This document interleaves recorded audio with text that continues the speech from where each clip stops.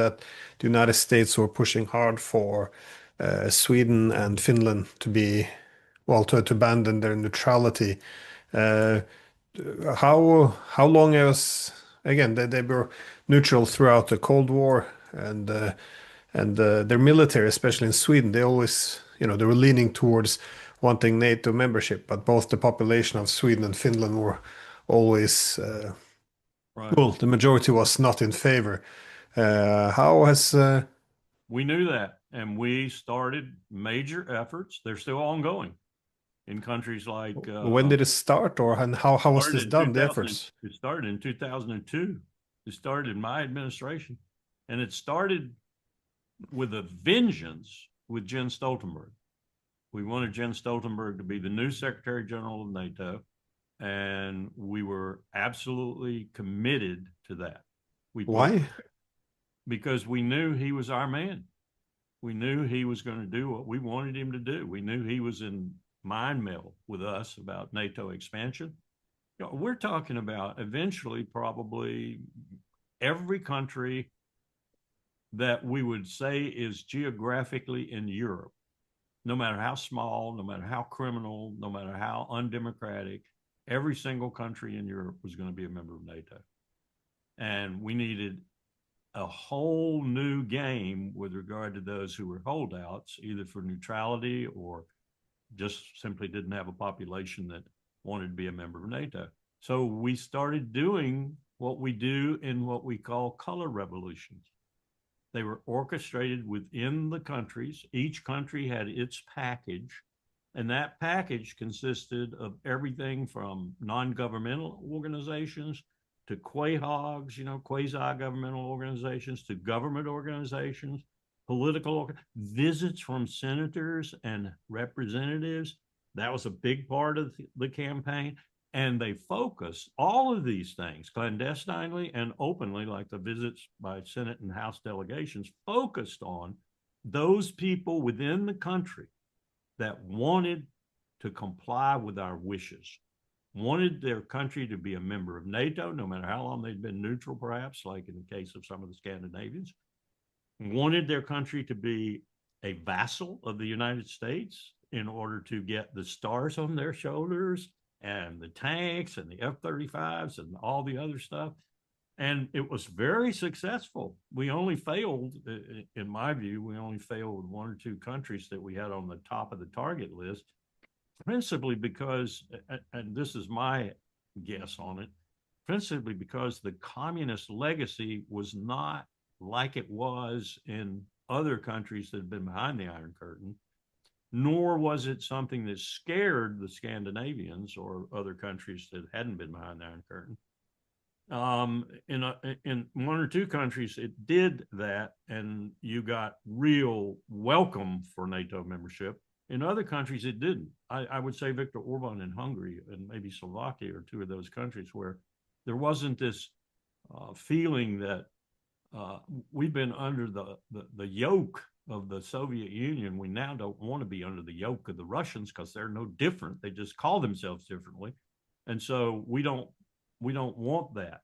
And that made Poland, for example, and others want to be members of NATO, desperately want to be members of NATO, want to be dominant members of NATO. Some of these other countries didn't. So we lost on a couple that we tried this in, but we tried it in every one of them. It worked famously in Montenegro. It worked famously in Albania. I said to Powell, why do we want criminal states in NATO? Albania is it's a criminal state. Montenegro steals more automobiles than are stolen in the United States. What the hell are we doing?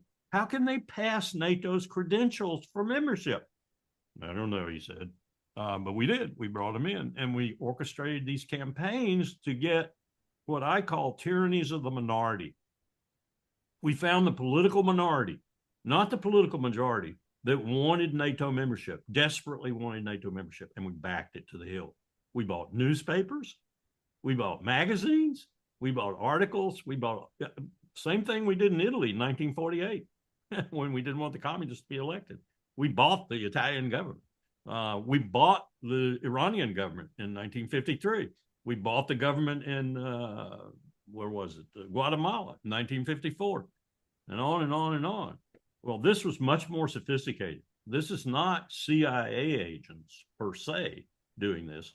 This is CIA orchestrated campaigns that are run by non-governmental organizations, sometimes wittingly and sometimes unwittingly. It's what we use for Georgia, for example. It's what we're using right now in Georgia, trying to get the current government eked into its political leadership, and then we're trying to get them kicked out. And we're trying to get the government that was there before back in, because they're the ones who want to, stand up to Russia, be a member of NATO, and so forth.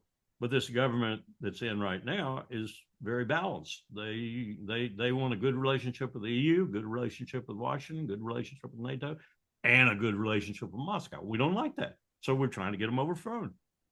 That's how we do business today. We don't do business with direct action. We do business with direct action through NGOs and others who, as I said, are sometimes witting and sometimes unwitting.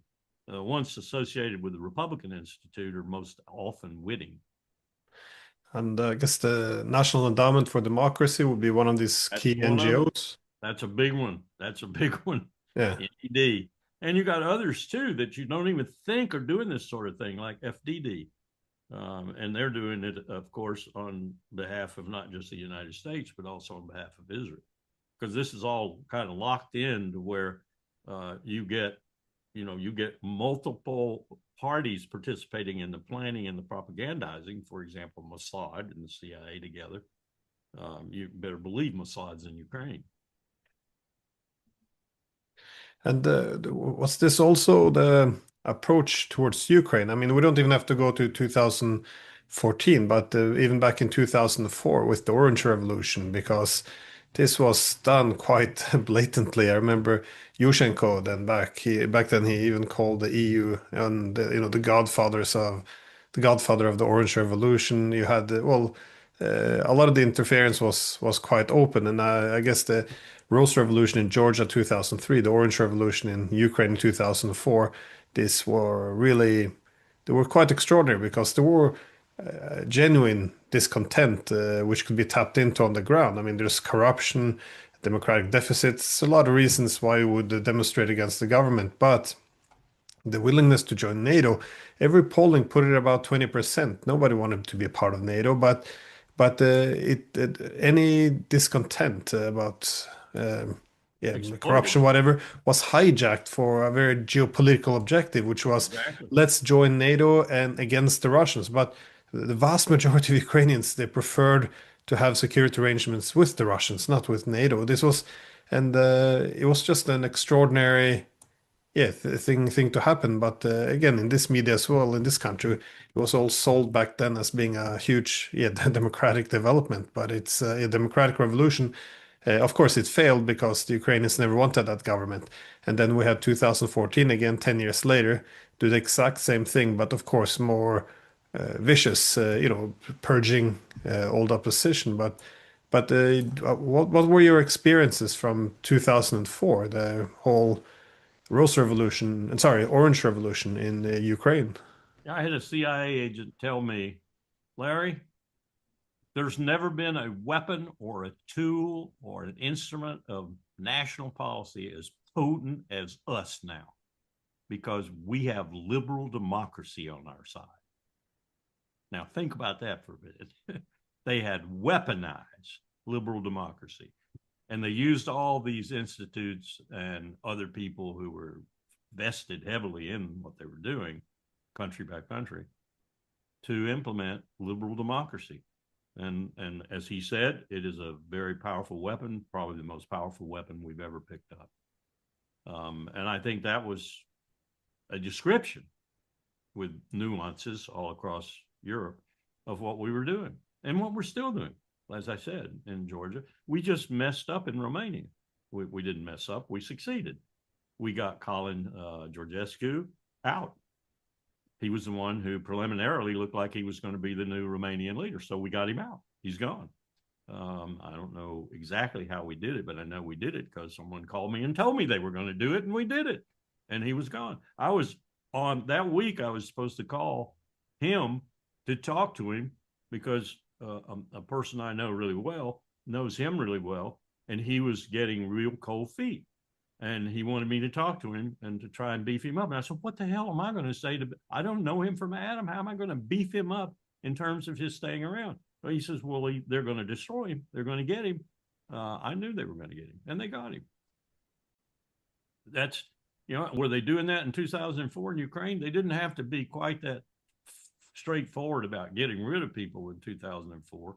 But yes, we were running people from European command down into Ukraine as early as 2005 and 2006 to begin to work with, ready for this, the Azov battalions and others like that, in order to ensure that we were operationally capable of melding intelligence and arms and other things. And we even had a 4-star general who liked to ride big bikes, Harleys in particular, who occasionally would, as a 4-star general, get on his bike and go riding and do coordinating.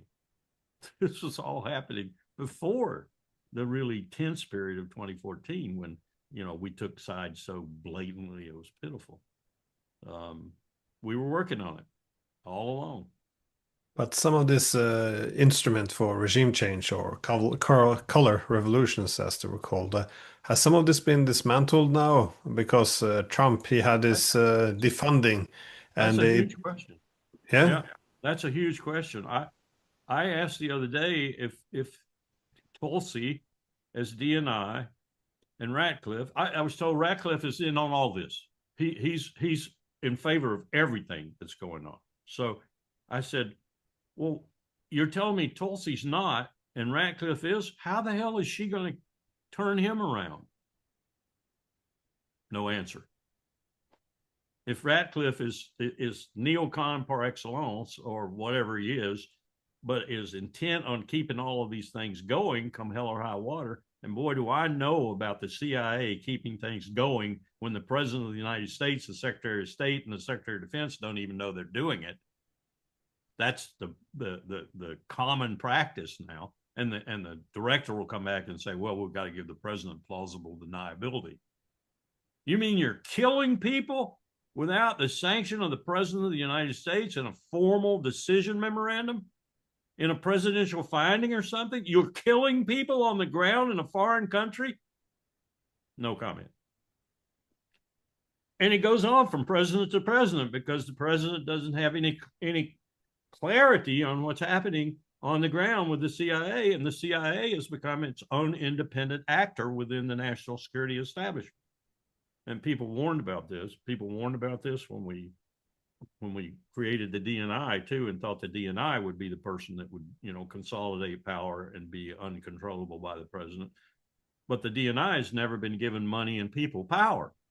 Trump promised to do that with Tulsi, but as far as I know, he hasn't done that yet. If you don't have money, if you don't have control over the budget and the black budget too, and you don't have control over people, that is, you can't move people per their cleverness, their talent, their agility, whatever, from the CIA to INR at state, or from INR at state to the DNI or office or staff or the CIA or whatever. If you can't do that, then how powerful are you?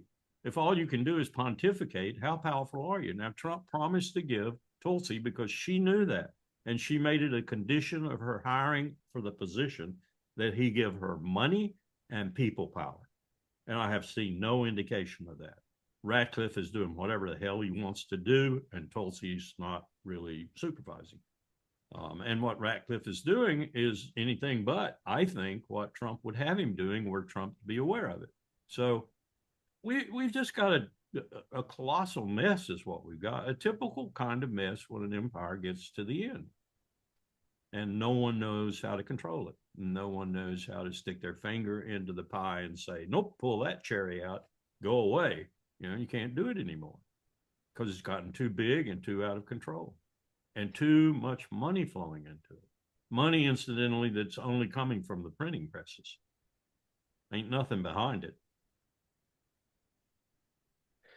That's just amazing. It is amazing. Man, I tell you, as I said, I learned as much from my students, if not more, in their case studies, over 400 of them. We studied everything from the Korean War up to the Obama's incursion into Lebanon. Do you know that Norwegian F-16 pilots led the bombing of Lebanon?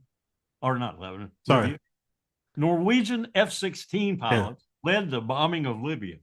Yeah, I think we dropped 10% of the bombs on Libya. Unbelievable. We Unbelievable. got 5 million people, Yeah. but that was good for, well that was yeah, good for promoting Jens Stoltenberg. Oh, yeah. One of them was interviewed in my presence. Uh, I can't talk about anything more than that, but he was interviewed in my presence. He was so a young guy, good looking guy, young guy, F-16 pilot, as I recall. But he was so excited that he finally dropped bombs on live human beings. I'm thinking to myself, man, you think that's an accomplishment? You're Norwegian and you think that's an accomplishment? Dropping bombs on live human beings? Okay, all right. I guess that's the way the Air Force thinks. Yeah, I think at the time there was some reports in the media that he had told the Swedish Prime Minister that this was a great exercise, well, a good way to test the military, that they should be getting in on this. I've always been curious to what extent did the involvement of Norway in Libya back in 2011 um, helped to boost him into the position of being the NATO Secretary General. Was it the interventionism that put him in favor in Washington, or was it also, I guess, his support for NATO expansionism? I think it started pretty early. As I recall, he was instrumental in getting us political support from not just one or two countries. I think it was 4 or 5 countries that helped us get political support post 9/11 for what we were doing. You know, we had this colossal chart we drew up after 9/11. And what it had was diplomatic and other missions across the top, countries down the left side, and in each little square thus created was a corner. And what it said was Denmark will provide political support, and our ambassador will take care of getting that. Germany will provide this and that, and the Secretary of State will take care of that. Pakistan will require the president to make a phone call and the Secretary of State or the deputy to visit Islamabad because we need overflight rights, we need passage rights, we need help with logistics. And Uzbekistan. So this thing had every country in the world on it, and every ambassador and every cabinet officer who would implement whatever the president said to do with regard to that country that needed to come above the ambassador. And it included military assistance, it included political support, all things. And we really got some great support out of Jens Stoltenberg in that process. So it was building. It was building for quite a while. I would say post 9/11, roughly a year or so, because it took us a while to get that matrix out there and everybody working on it. But probably I'd say at least 2003 forward, it was going bangers, and we were identifying people all along the way. We were casting some of them aside because we said, no, that woman or that guy is not the kind of person we need. Okay, mark that one off. Let's go after this person or that person. And people were on the ground doing this, and our ambassadors, our country teams were doing it. Sometimes, Powell would be the instructor. Sometimes the CIA would be the instructor. Sometimes DOD would be the instructor, as it were. But Powell tried to keep a hand on it, and he tried to understand what was happening in the country team. A lot of, I don't know if you know this, but our country teams have every element of our bureaucracy in them. And the bigger ones have multiple members of that bureaucracy. So for example, you have a station chief maybe for the CIA and all manner of people under diplomatic cover working for the CIA. Often the ambassador in that country and the country team in general, who are civilians, if you will, they don't know what the CIA is doing out of their embassy. Often the conventional military commander who has that particular country in his area of responsibility does not know what the CIA is doing in their AOR. So it's extremely complicated. And Powell was sometimes aware of what was going on, and sometimes we weren't aware of what was going on. If George Tenet decided he didn't want Powell to know about it, Powell didn't know about it. And that continues apace today. If the CIA doesn't want the ambassador and the country team other than his station chief to know what's going on in Pakistan, then they don't. Now, the CIA director sometimes will say, I don't want the ambassador to have to lie. Because if the ambassador's briefed in on this operation and then he's asked a question by the press, he's either going to have to say he can't answer the question, which no ambassador wants to do, or he's going to have to lie. We don't want him to have to lie, so we're not going to tell him about it. That's a hell of an excuse to keep your country team in the dark about something that you're doing in his country that might have severe repercussions if it becomes public. But that's the way it went. And we really worked on Europe. I mean, we worked on Europe. When people ask me, why is Europe so heavily invested in this Ukraine business, I say, well, we got them that way. This is a war between Washington and Moscow, not Kyiv and Moscow. Kyiv is the instrument of our war.